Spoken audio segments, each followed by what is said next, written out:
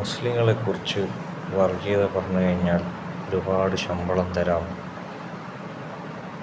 ജോലിയില്ലാതെ പ്രയാസപ്പെടുന്ന ആരെങ്കിലും ഉണ്ടെങ്കിൽ ഓൺലൈനിൽ വരിക, മുസ്ലിങ്ങളെക്കുറിച്ച് വർഗീയത പറയുക, നിരീശ്വരവാദിയാണെന്ന് പറയുക, മുസ്ലിങ്ങൾ പറയുന്ന ആരാധിക്കുന്ന ആരാധനാ കർമ്മങ്ങളൊക്കെ കുറിച്ച് മോശങ്ങൾ പറയുക, തെറി പറയുക, അവരെ നിരുത്സാഹപ്പെടുത്തുക.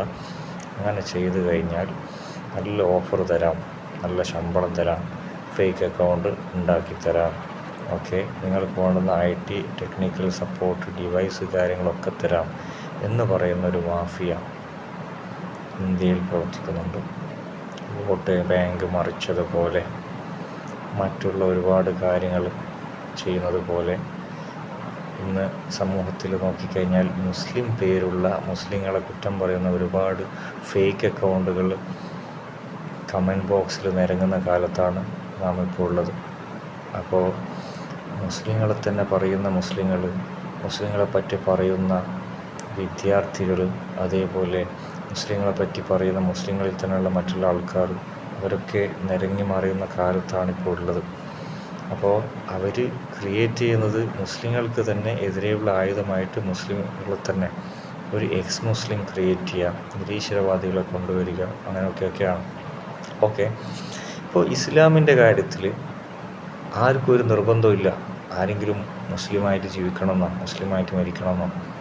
ആർക്കും മറ്റുള്ളവരാരെ കുറിച്ചിട്ടും നിർബന്ധമില്ല. ഇപ്പോൾ എനിക്ക് മുസ്ലിമായിട്ട് ജീവിച്ച് എനിക്ക് മുസ്ലിമായിട്ട് മരിക്കാൻ എൻ്റേതായിട്ടുള്ള ആഗ്രഹമുണ്ട്. ഓക്കെ, മറ്റുള്ള ഒരാളുടെ കാര്യത്തിൽ നിർബന്ധിപ്പിക്കാനുള്ള ഓപ്ഷൻസ് ഇസ്ലാമിലില്ല. അത് അള്ളാഹുവിങ്കിൽ സ്വീകരിക്കപ്പെടുകയില്ല. സ്വന്തമായിട്ട് ഇസ്ലാമിനെ മനസ്സിലാക്കി ജീവിതത്തിൽ പകർത്തി ഇസ്ലാമിൻ്റെ ആശയങ്ങളും നിയമങ്ങളൊക്കെ പാലിച്ച് ജീവിച്ച് മരിക്കുന്ന ആളുകൾക്ക് മാത്രമേ ഒരു മുസ്ലിമായിട്ട് മരിക്കാൻ പറ്റുകയുള്ളൂ. അത് സ്വന്തം ഇഷ്ടപ്രകാരം മാത്രമേ.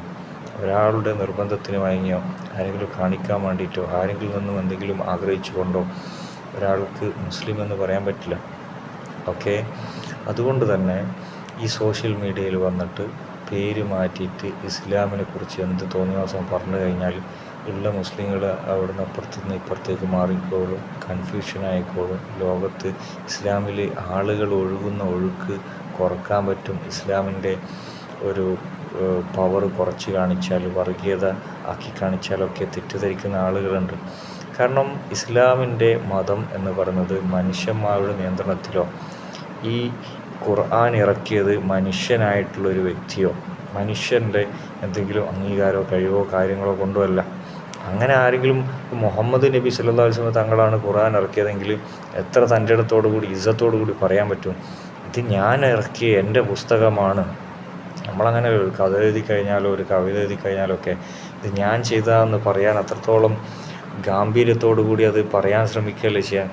മുഹമ്മദ് നബി സല്ലല്ലാഹു അലൈഹി വസല്ലം തങ്ങളുടെ സ്വന്തം മനസ്സിലുള്ളത് എടുത്തിട്ട് സ്വന്തം അഭിപ്രായത്തിൽ പറഞ്ഞൊരു കാര്യമൊന്നും ഖുർആനിലൊന്നും ഇല്ല. ഓക്കെ, അള്ളാഹുവിൻ്റെ വാക്കുകളാണ്. അള്ളാഹു പറഞ്ഞ പ്രവർത്തിക്കാനും ജീവിതത്തിൽ പകർത്താനും ഉള്ള നിയമങ്ങളും മനുഷ്യരോട് അള്ളാഹുവിൻ്റെ സംഭാഷണമാണ് ഖുർആൻ എന്ന് പറയുന്നത്. അത് മനസ്സിലാക്കി ജീവിക്കാൻ താല്പര്യമുള്ള ആൾക്കാർ മാത്രം മനസ്സിലാക്കിയാൽ മതി. ആരെയും നിർബന്ധിച്ചിട്ടൊന്നുമില്ലല്ലോ. മുസ്ലിംകളുടെ കൂട്ടത്തിലേക്ക് എല്ലാവരും ഓടി വരണമെന്ന് ആരെങ്കിലും പറഞ്ഞിട്ടുണ്ടോ? ഇല്ല. തെറ്റായി ജീവിക്കുന്ന ശൈലിയിലുള്ള കാര്യങ്ങൾ ഇസ്ലാം മതത്തിൽ അംഗീകരിച്ചു കൊടുക്കാൻ പറ്റില്ല. ഓക്കെ, അത് മുസ്ലിമായിട്ട് ജീവിക്കാൻ താല്പര്യമുള്ള ആളുകൾ അത് ചെയ്യൂല എന്നുള്ളത് നിനക്ക് മാത്രമാണ്. സ്വന്തമായിട്ട് ഇസ്ലാം മതത്തിൻ്റെ പുറത്ത് നിന്നുള്ള ആളുകൾക്ക് എന്തും ചെയ്യാനുള്ള അധികാരങ്ങൾ ഇസ്ലാം മതം കൊടുക്കേണ്ട ആവശ്യമൊന്നുമില്ല. സ്വന്തമായിട്ട് ഇനിയിപ്പോൾ ഇസ്ലാം മതത്തിൻ്റെ ഉള്ളിലുള്ള ആൾക്കാർക്ക് തന്നെ ഒരു ഉദാഹരണം പറഞ്ഞാൽ പർദ്ദ ധരിക്കുന്നത് പർദ്ദ ധരിക്കാത്തത്, നിസ്കരിക്കുന്നത് നിസ്കരിക്കാത്തത്, ഇനി ഹജ്ജിന് പോകുന്നത് പോകാത്തത്, ഇനി എന്ത് നന്മ ചെയ്താലും ചെയ്തിട്ടില്ലെങ്കിലും ഒക്കെ അത് ഓരോരുത്തരുടെ വ്യക്തിപരമായിട്ടുള്ള ഇഷ്ടമാണ്. അത് ചെയ്തിട്ടില്ലെങ്കിൽ അടിക്കും, ചെയ്തിട്ടില്ലെങ്കിൽ കൊല്ലും, അങ്ങനെയൊന്നുമില്ല. അത് അവനും അവൻ്റെ റബ്ബുമായിട്ടുള്ള കണക്ഷനാണ്. താല്പര്യമുള്ള ആൾക്കാർക്ക് നിസ്കരിക്കാം, താല്പര്യമില്ലാത്ത ആൾക്കാർ നിസ്കരിക്കേണ്ട ആവശ്യമില്ല. അപ്പോൾ ഇസ്ലാം മതത്തിനെക്കുറിച്ച് പഠിക്കുന്ന ഇപ്പം കോമൺ ഇപ്പോൾ RSS BJP പൈസ കൊടുത്തിട്ട് ശമ്പളത്തിന് വെച്ച ഈ നിരീശ്വരവാദികളൊക്കെ ഇപ്പോൾ പറഞ്ഞുകൊണ്ടിരിക്കുന്നത് മദ്രസ പൊട്ടൻ എന്നൊക്കെ ആക്കിയിട്ടാണ്. എടോ, മദ്രസയിൽ പഠിക്കാനുള്ള പാഠങ്ങൾ പഠിക്കാനുള്ള താല്പര്യം കാണിക്കുന്നുണ്ട് മുസ്ലിങ്ങൾ. മറ്റു മതസ്ഥരെ സംബന്ധിച്ചിടത്തോളം എന്തെങ്കിലും മതപഠനം ഉണ്ടോ? അതില്ലാത്തത് കൊണ്ടാണ് ഈ ലോകത്ത് ഇത്രയും വർഗീയതയും കാര്യങ്ങളൊക്കെ നടക്കുന്നത്. ഹിന്ദു മതത്തിൻ്റെ ആളുകൾ ദയവ് ചെയ്തിട്ട് നിങ്ങളുടെ മതത്തിനുള്ളിലുള്ള എന്താണെന്നെങ്കിലും നിങ്ങളുടെ മക്കളെ പഠിപ്പിക്കണം. ഇല്ലെങ്കിൽ RSS BJPക്കാർ പോലത്തെ ആളുകൾ വിഷം കുത്തി മനസ്സിൽ നിറച്ചിട്ട് ഏതെങ്കിലും വർഗീയതയും അടിയും കുലുമാലും ഇതൊക്കെ ആയിട്ട് ഹിന്ദു മതത്തിനെ വർഗീയതയിലേക്ക് കൊണ്ടു ചെന്നെത്തിച്ചിട്ട് സ്വന്തം വീട്ടിൻ്റെ അടുത്തുള്ള ആളുകളെയൊക്കെ വർഗീയവാദികളും ഇഞ്ചക്ഷനും പോയ്സണൊക്കെ കുത്തിവെച്ചിട്ടുള്ള വർഗീയ ലഹള ഉണ്ടാക്കലാണ് അവരുടെ ഉദ്ദേശം. അതുകൊണ്ട് അവർക്ക് നേട്ടം എന്താണെന്ന് വെച്ച് കഴിഞ്ഞാൽ അവർക്കൊരു ഫണ്ട് ഫ്ലോ അവിടെ നടക്കും. അങ്ങനെയൊക്കെ ചെയ്ത റിസൾട്ട് അപ്ഡേറ്റ് ചെയ്ത് കൊടുത്തു കഴിഞ്ഞാൽ അങ്ങനെ ചെയ്തിട്ടുണ്ട്, അങ്ങനെ ചെയ്തിട്ടുണ്ട്, അപ്പോൾ ശമ്പളം വാങ്ങിച്ചോളും. അപ്പോൾ അങ്ങനെയുള്ള ഒരുപാട് കാര്യങ്ങൾ ഇപ്പോൾ നടന്നുകൊണ്ടിരിക്കുന്നുണ്ട്. അപ്പോൾ അതുകൊണ്ട് ശ്രദ്ധിക്കേണ്ട കാര്യം എന്ന് വെച്ചാൽ വർഗീയത ചെയ്തിട്ട് ആളുകളുടെ മനസ്സിൽ വിഷം കുത്തിവെച്ചിട്ട് ലോകത്ത് സംഭവമാക്കി കളയാനൊന്നും തെറ്റിദ്ധരിക്കേണ്ട ആവശ്യമൊന്നുമില്ല.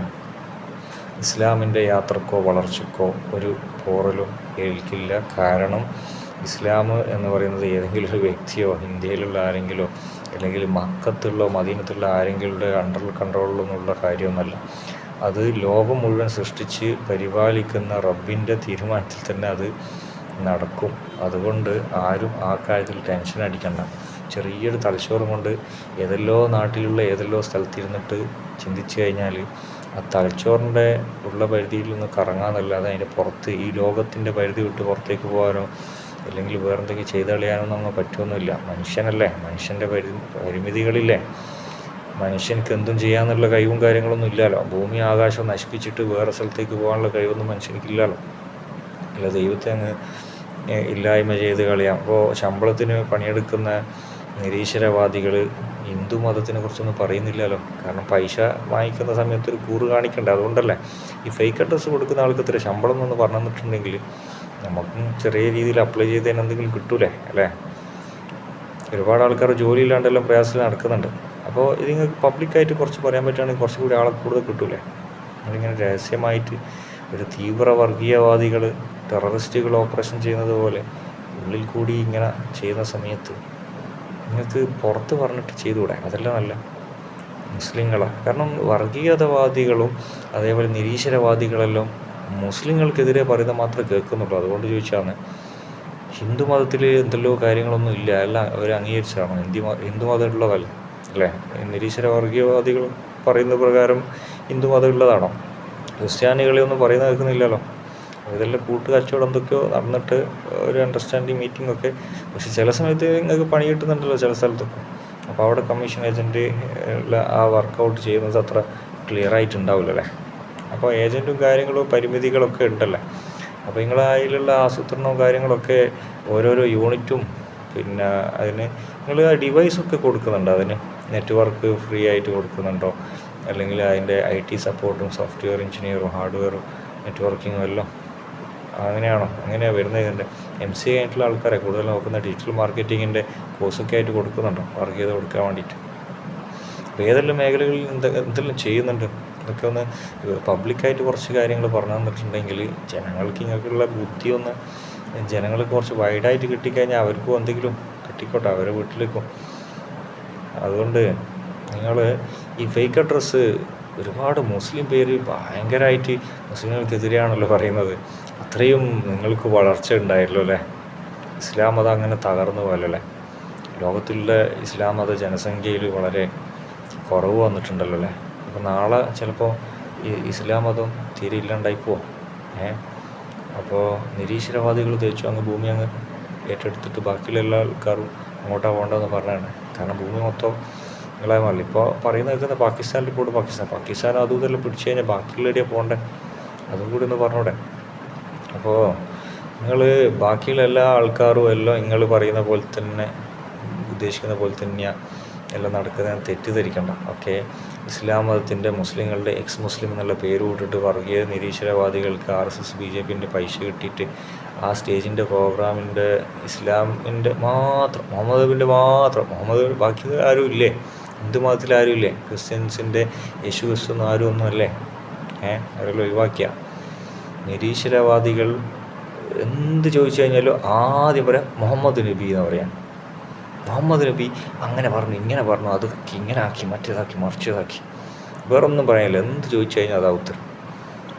അപ്പോൾ ഹിന്ദു മതവും ക്രിസ്ത്യൻസിനെല്ലാം നിങ്ങൾ ഒഴിവാക്കിയ അവർക്ക് ഒരു മതത്തിൻ്റെ പരിഗണനകൾ കൊടുക്കണ്ടേ?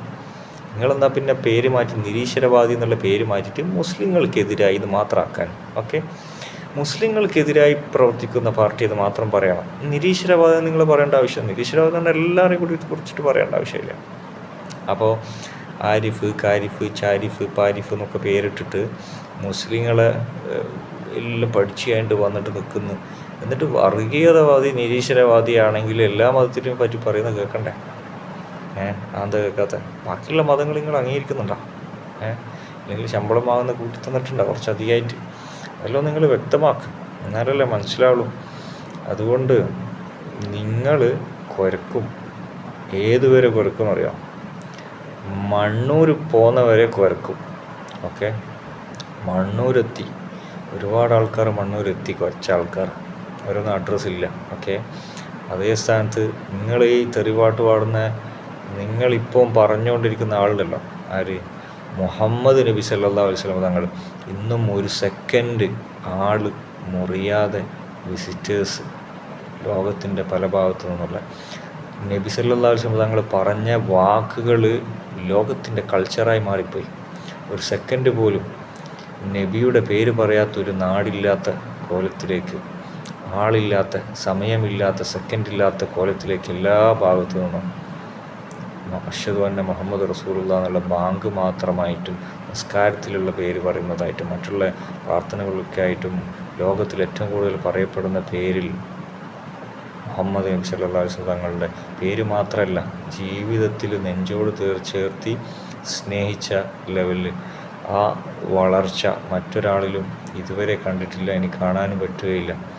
ക്രിസ്ത്യൻ മതത്തിൻ്റെ, ഹിന്ദു മതത്തിൻ്റെ, മറ്റുള്ള എല്ലാ മതങ്ങളുടെയും ആശയങ്ങൾ അവരുടെ മക്കളെ പഠിപ്പിച്ചുകൊണ്ട് അവരെ നല്ല നിലക്ക് വളർത്തുക. ഹിന്ദു മതത്തിൽ വർഗീയത നടത്തിയിട്ട് മറ്റുള്ള ആൾക്കാരെ അടിച്ചിട്ട് ഇടങ്ങാറാക്കിയിട്ട് പള്ളി മാന്തിയിട്ട് അവിടെ അമ്പലം പണിയണമെന്നോ അവിടെയുള്ള എന്തെങ്കിലും ചെക്ക് ചെയ്യണമെന്നോ പറഞ്ഞിട്ട് അത്രക്കും ഗതികേടുള്ള കോലത്തിലേക്ക് RSS BJPക്കാർ തരംതെത്തിക്കളഞ്ഞ ഹിന്ദുക്കളുടെ ജീവിത രീതിയെ. അത്രക്കും ഹിന്ദുക്കൾ അമ്പലം എടുക്കാനും സ്ഥലം മേടിക്കാനും കഴിവില്ലാത്ത ആളാണെന്ന് RSSകാർ തെറ്റിദ്ധരിച്ചു. ഹിന്ദുക്കൾ, മുസ്ലിങ്ങൾ നല്ല മനസ്സുള്ള ആളുകളാണ്. ഓക്കെ, നിങ്ങൾ പറയുന്ന വർഗീയതയും ഭീകരതയും അമ്പലം പള്ളി മാന്തിയിട്ട് അതിൻ്റെ ഉള്ളിലുള്ള എന്തെങ്കിലും തപ്പി നടക്കുന്ന അത്രയ്ക്ക് പൊട്ടന്മാരൊന്നല്ല. ഓക്കെ, അവരും കുറച്ച് ബുദ്ധിയുള്ള ആൾക്കാരാണ്. എപ്പോഴും നിങ്ങൾ പറയുന്ന പോലെ പാടി നടക്കും എന്നുള്ളൊരു തോന്നൽ നിങ്ങൾക്ക് വരുന്നത് കൊണ്ട് നിങ്ങളാണ് ഹിന്ദുക്കളുടെ പറയണ്ടല്ലോ ജാതിയും മതവും പിന്നെ മാറി നിൽക്കലും വഴിമാറി നിൽക്കലും എന്തൊക്കെ തോന്നിവാസങ്ങൾ കഴിഞ്ഞു പോയിട്ടുണ്ട്, മുതലെടുത്തിട്ടുണ്ട് മേലെത്തട്ടിലുള്ള ആൾക്കാർ, താഴെത്തട്ടിലുള്ള ആൾക്കാരല്ല. എന്നിട്ട് നിരീശ്വരവാദികളെ മുമ്പിൽ കൊണ്ടുവന്നിട്ട് ഇസ്ലാമിൻ്റെ പേരിൽ കാര്യങ്ങൾ പറഞ്ഞു കഴിഞ്ഞാൽ RSSും BJPക്കാരും ബാക്കിയുള്ള ആൾക്കാരെല്ലാം പുണ്യവാളന്മാരായിപ്പോയാ. ഇന്നും ഗതികേട് അനുഭവിക്കുന്നുണ്ട് ജാതിയുടെ പേരിൽ. അറിയോ? അതൊക്കെ ആദ്യം തീർക്കും, എന്നിട്ട് നിരീശ്വരവാദികളെ മുമ്പിൽ വെച്ചിട്ട് ശമ്പളം കൊടുത്തിട്ട് കളിപ്പിക്കാം. ഓക്കെ, അതിലൊന്നും തീർന്നിട്ട് ബാക്കി നമുക്ക് സംസാരിക്കാം. അസ്സലാമു അലൈക്കും.